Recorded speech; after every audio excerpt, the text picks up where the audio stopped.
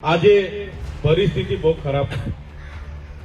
અમે જિલ્લા સંકલનમાં ગઈકાલે મીટિંગમાં બેઠા તો જિલ્લા સંકલનમાં અમે માહિતી માંગી કે મેં કીધું મારા ગામ ડેડિયાપાડામાં મારો મત વિસ્તાર છે, ત્યાં વડાપ્રધાન શ્રી પોતાનો કાર્યક્રમ કર્યો, કયા વિભાગે કેટલો ખર્ચો કર્યો મને જરા માહિતી આપો।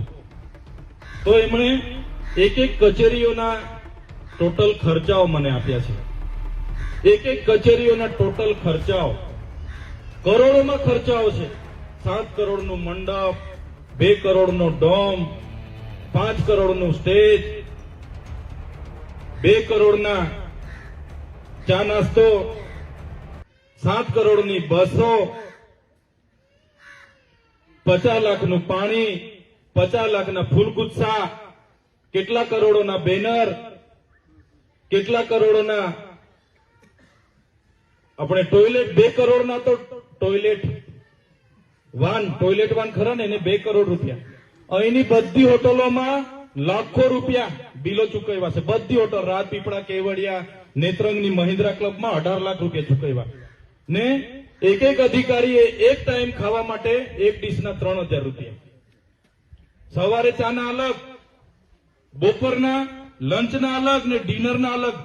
એક એક જણે 8-8 હજારનું ખાધું એક એક દિવસ, 3-3 હજારની ડીશ। અહીંયા આપણા છોકરાઓ, અહીંયા ગોળદા આશ્રમ શાળા છે ને, એવી આશ્રમ શાળામાં આપણા છોકરાઓ ભણે છે, એનું મહિનાનું ફૂડ બિલ કેટલું આવે ખબર છે તમને? 2100 રૂપિયા।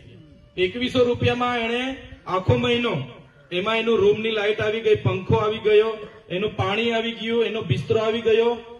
2100 રૂપિયા મહિનો એટલે 70 રૂપિયા પર ડે પડે। 70 રૂપિયા પડે ને? 70 રૂપિયામાં એની લાઇટ આવી ગઈ, નાવાનું પાણી આવી ગયું, પીવાનું પાણી આવી ગયું, એમાં સવારનો નાસ્તો આવી ગયો, બપોરનું જમવાનું, સાંજનું બી જમવાનું એમાં જ આવી ગયું, એમાં ગાદલું આવી ગયું, પલંગ આવી ગયું, બધું જ 70 રૂપિયામાં। મહિનાના 2100 રૂપિયા, એમાં સાબુ ને કોપરેલ જે તે બધું જ આવી ગયું। અને પેલા લોકો એક ટાઈમના 3000ની ડીશો અહીંયા ખાઈને ગયા, કરોડોમાં ખાઈને જતા રહ્યા। તો મારે કહેવાનું એવું, મારો એનો ફોન આવ્યો, સાહેબ સિકલ સેલના અમારી જે અમને સહાય મળતી હતી સિકલ સેલની મળતી નથી। મેં અધિકારીને ફોન કર્યો કે ભાઈ સિકલ સેલ જે અમારા બાળકો પીડાય છે ને એમાંથી કાઢવા માટે, લીલી શાકભાજી ખાવા માટે જે આદિજાતિમાંથી ગ્રાન્ટ મળે છે કેમ તમે આપતા નથી?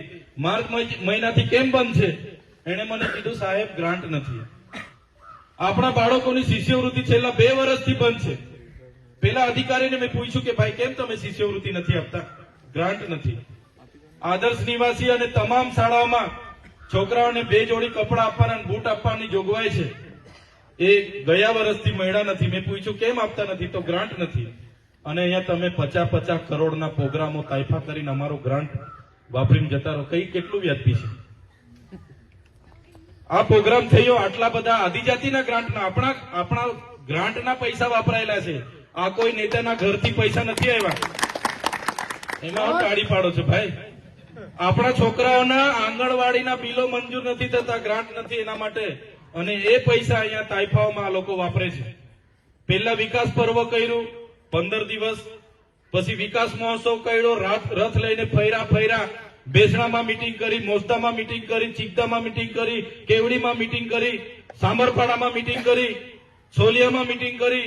એ પૈસા કોના છે?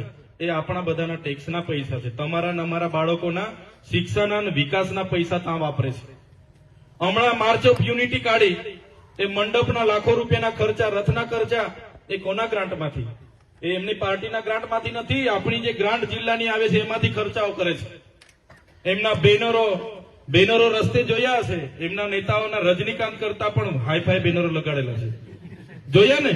એ બેનરો એમના પૈસે નથી, આપણા જિલ્લામાં વિકાસના પૈસા આવે એ વાપરે છે આ લોકો। એટલે જાગવું પડશે, આ બધી જ બાબતોમાં આપણે જાગવું પડશે, જોવું પડશે। આપણા બાળકોના આજે બેસવા માટે શાળાના ઓરડાઓ નથી બની રહ્યા, આંગણવાડીના મકાન નથી બની રહ્યા। આજે આપણા જિલ્લામાં 12,333 બાળકો કુપોષણથી પીડાય છે। એમને કુપોષણમાંથી બહાર કાઢવા માટે ફૂડ બિલ માટે ગ્રાન્ટ નથી, ના પાડે છે, અને આવા તાઇફાઓમાં કરોડો રૂપિયા આ લોકો વાપરે છે। અરે ભાઈ, બિરસા મુંડાની જન્મ જયંતિ તો આપણે પણ ઉજવવી કે નથી ઉજવવી? તમારે બિરસા મુંડાની જન્મ જયંતિ ઉજવવાની હતી, અમે પણ ઉજવી છે, અમે પણ બધા આદિવાસીઓ ભેગા થઈ નેત્રંગમાં ઉજવી કે નથી ઉજવી? આપણે નથી કોઈ કચેરીમાં ખર્ચો પાડ્યો, 1 રૂપિયાનો ખર્ચો કોઈ કચેરી પાસેથી આપણે નથી લીધો. કોઈ લીધો તમે ભાડું? કોઈ કચેરી પરથી ભાડું લીધું? અને એમના તાઇફાઓ બધા એમના એક એક હોટલો મોટલો આ તે બધું કરોડો રૂપિયા આપણા જિલ્લાના વિકાસના તાઇફામાં પૂરા કરી દીધા. એક વાત હતી, એ બધા આપણે જાગવું પડશે. સાથે સાથે બીજી વાત કરું